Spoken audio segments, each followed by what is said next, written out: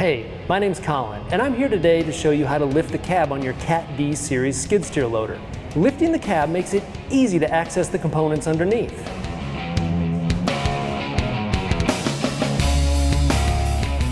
First, remove the two bolts located on the front of the cab.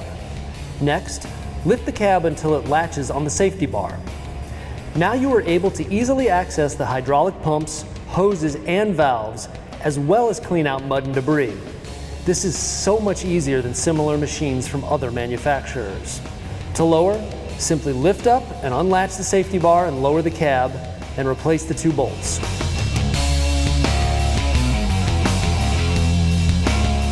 That was today's quick tip. Thanks for watching.